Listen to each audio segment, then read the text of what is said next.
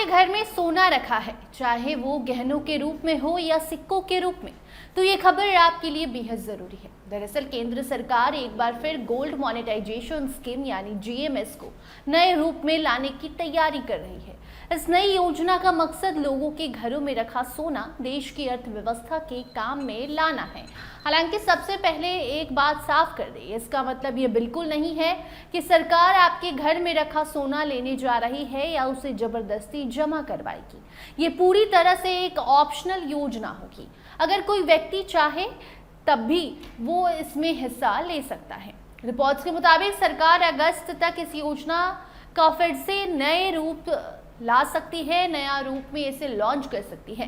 माना जा रहा है कि इस बार सरकार का लक्ष्य पहले से कई ज्यादा सोना बैंकिंग और वित्तीय सिस्टम में लाना है। दरअसल भारत दुनिया के सबसे बड़े सोना खरीदने वाले देशों में से एक है। हर साल बड़ी मात्रा में सोना विदेशों से आयात किया जाता है। इस आयात पर देश के अरबों डॉलर खर्च होते हैं। इससे विदेशी मुद्रा भंडार पर दबाव बढ़ता है और रुपए पर भी असर पड़ता है। वहीं दूसरी ओर देश के करोड़ों परिवारों के घरों में हजारों टन सोना सालों से बिना किसी उपयोग के रखा हुआ है। सरकार चाहती है कि इसी सोने का कुछ हिस्सा देश की अर्थव्यवस्था के काम आए। इस बार की सबसे बड़ी खास बात ये हो सकती है कि इस योजना में सिर्फ बैंक ही नहीं बल्कि ज्वेलर्स भी शामिल किए जाएंगे। अब तक लोगों को अपना सोना सीधे बैंक के जरिए जमा करना पड़ता था, लेकिन नई व्यवस्था में लोग अपनी भरोसेमंद ज्वेलर के पास ही सोना जमा कर सकेंगे। इसके बाद ज्वेलर इस सोने को आसानी से बैंक तक पहुंचाएंगे।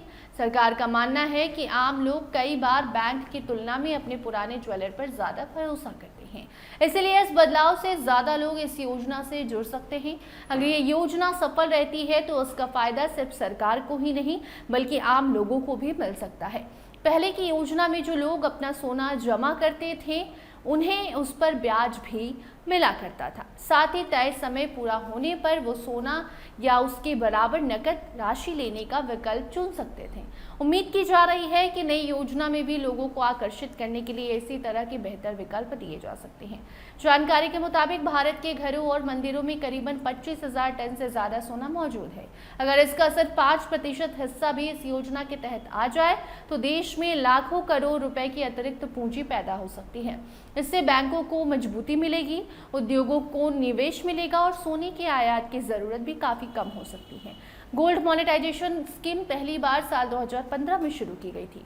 उस समय भी सरकार का उद्देश्य यही था कि घरों में रखा निष्क्रिय सोना देश की अर्थव्यवस्था के काम आए, लेकिन ये योजना उम्मीद के मुताबिक सफल नहीं हो सकी। करीबन 10 साल में केवल 38 टन सोना ही इस योजना के तहत जमा हो पाया।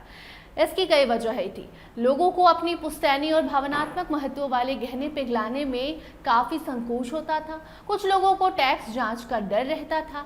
वहीं प्रक्रिया भी काफी मुश्किल मानी गई और बैंकों की सीमित भागीदारी भी एक बड़ी वजह रही।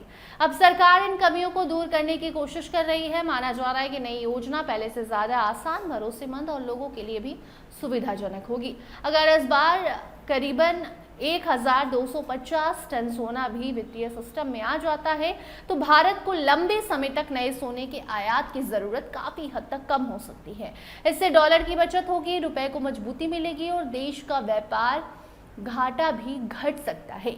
फिलहाल सरकार की ओर से नई योजना की आधिकारिक घोषणा नहीं की गई है, तैयारी पूरी है। इसलिए इसके अंतिम नियम और शर्त सामने आने के बाद ही पूरी तस्वीर साफ होगी।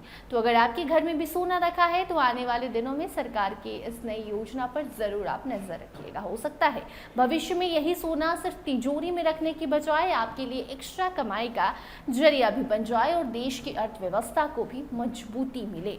बाकी फिलहाल इस खबर में इतना ही। देखते रहिए स्टार टीवी बिहार। धन्यवाद।